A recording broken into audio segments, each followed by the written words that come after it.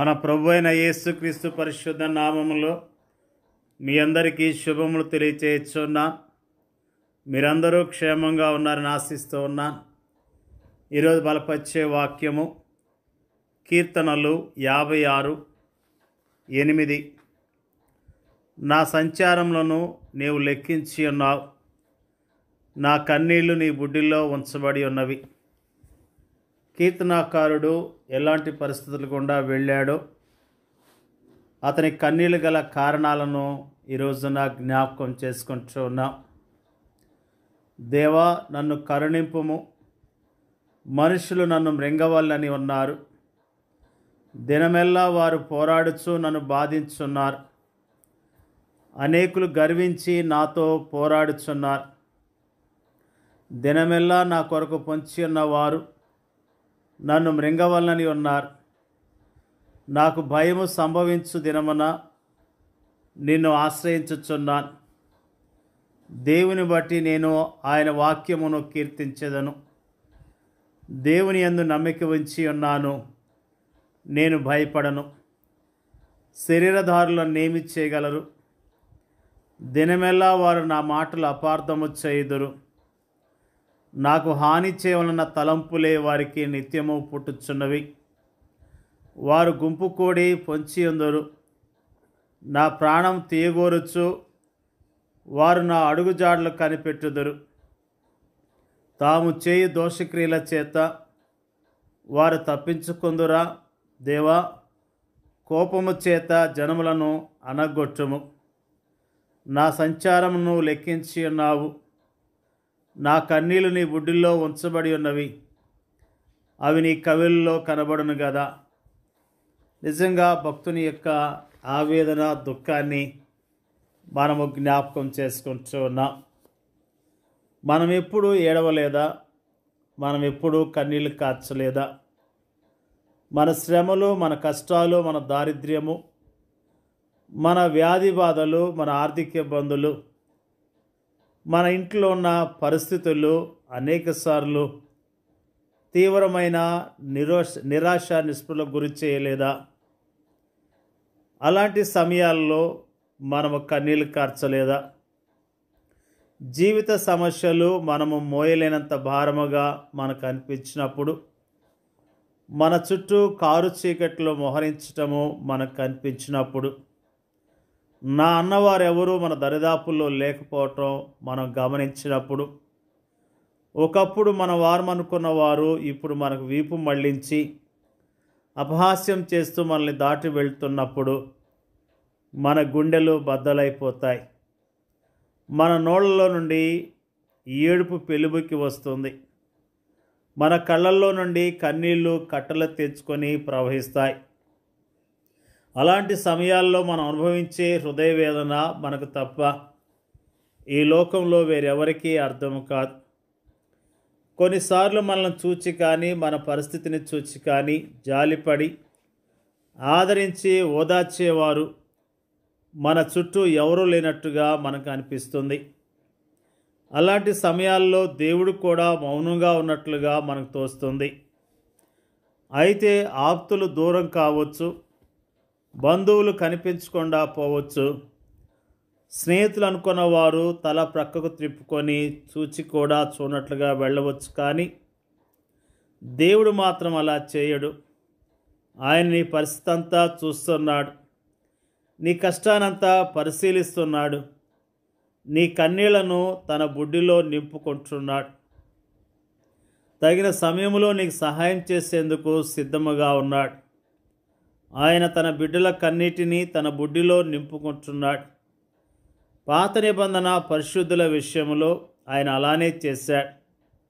దేవుని ప్రజల వైఫల్యాల విషయమై తన తలను జలమయముగా చేసుకొని రోధించిన ఇర్మియా కన్నీళ్ల విషయంలో ఆయన అలానే చేశాడు. క్రీస్తు సంఘములోని అవయములైన విశ్వాసుల విజయము కోసము ప్రార్థించిన పౌలు కన్నీళ్ల విషయంలో ఆయన అలానే చేశాడు. అన్నిటికీ మించి అనేక సందర్భాల్లో నిర్భాగ్యులైన మానవులను చూచి నిట్టూర్పులు విడుస్తూ ఆత్మలో మూలుగుతూ కన్నీళ్లు విడిచిన తన ప్రియకుమారుని కన్నీళ్ళ విషయంలో కూడా ఆయన అలానే చేశాడు. అవును, దేవుని ప్రియకుమారుడైన క్రీస్తు లాజరు సమాధి యొద్ద మాత్రమే కాక తాను శరీరధారి ఉన్న దినముల్లో మహారోదనముతోనూ కన్నీళ్లతోనూ ప్రార్థనలు యాచనలు సమర్పించాడు. మన పాప భారం అంతటినీ భరిస్తూ తాను కలువరి శిలువపై అనుభవించనయ్యున్న తీవ్రమైన శ్రమానుభవాలను తలంచుకొని స్వేద బిందువులు రక్త బిందువులుగా మారినంతగా ఆయన గెత్సెమనే వనములో రోదించాడు. కన్నీళ్ళు కన్నీళ్ళు కన్నీళ్ళు. ఈ లోకములో ఉన్నదంతా కన్నీళ్ళే. కొందరివి కనిపించే కన్నీళ్లు కాగా మరికొందరివి కనిపించని కన్నీళ్ళు. అయితే దేవుడు ప్రతి ఒక్కరి కన్నీళ్లు చూస్తూనే ఉన్నాడు.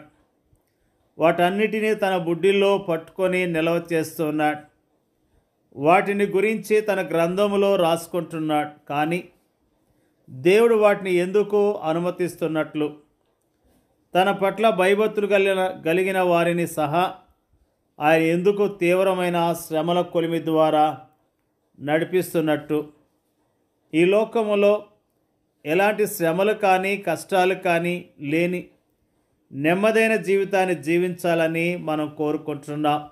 కానీ మనం కోరుకున్నట్లే జరిగితే అప్పుడు మన జీవితాలు ఎలా ఉంటాయో తెలుసా? చెట్ల నీడన చిన్న చిన్న తొట్లలో ఉండే చిన్ని చిన్ని మొక్కల జీవితాల్లా ఉంటాయి. అవి తమకు తాముగా జీవించలేవు. కానీ వాటిని అమ్ముకునే వ్యక్తి పోసే కాసిన నీళ్లతో మేము బ్రతుకుతున్నాం అనిపిస్తాయి అంతే. అవి భూమి లోతులకు వేరు పారలేవు, ఆకాశపు ఎత్తులకు పెరగలేవు. స్థిరమైన కాండముతోనూ బలమైన కొమ్మలతోనూ సువిశాలముగా వ్యాపించలేవు. అవి తీవ్రమైన ఎండ, గాలి, వర్షం లాంటి మారే వాతావరణ పరిస్థితులకు ఏమాత్రమో తట్టుకోలేవు. ఇదెంత దౌర్భాగ్యమైన స్థితి! దేవుడు తన ప్రజలకు కష్టాలను అనుమతించటములో మరో కారణము కూడా ఉంది. కష్టాల్లో ఉన్న ఇతరులను చూచి వారు జాలి చూపడం నేర్చుకోవాలన్న ఉద్దేశంతో కూడా దేవుడు తన ప్రజలకు కష్టాలను అనుమతిస్తాడు. ఆ విధముగా ఆయన మనలను సంతోషించు వారితో సంతోషించేందుకును, ఏడ్చువారితో ఏడ్చేందుకును మనకు శిక్షణ ఇస్తాడు. దేవుని యొక్క ప్రజలమైన మనము దేవుడు మన జీవితంలో జరిగించే కార్యాలను బట్టి దేవుని స్తుతిస్తూ దేవుని గణపరచవలసిన వారమై ఉన్నాం. మన జీవితాల్లో మనం కాచే కన్నీళ్లను ఆయన చూస్తూ ఉన్నాడు. మన పరిస్థితులను ఆయన చూస్తూ ఉన్నాడు. మన పరిస్థితులను అర్థం చేసుకొని సహాయం చేయటానికి ఆయన సిద్ధముగా ఉన్నాడు.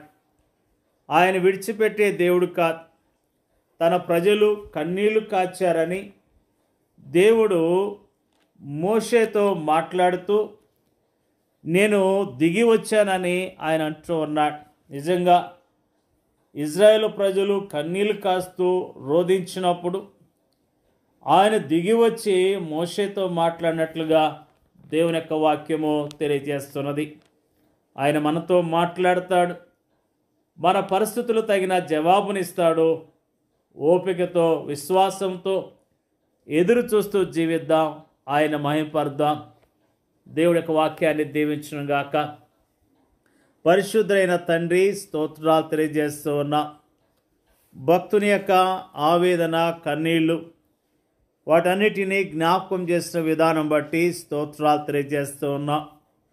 మా జీవితాల్లో కన్నీళ్ల గుండా వెళ్తున్నప్పుడు ధైర్యముగా ఉండటానికి, విశ్వాసంతో నీ కొరకు జీవించడానికి సహాయం చేయండి అయ్యా. నీకు వందనాలు అయ్యా. దుఃఖముతో, ఆయాసంతో ఎంతో కుమిలిపోతున్న బిడ్డలను మీరు జ్ఞాపకం చేసుకోండి.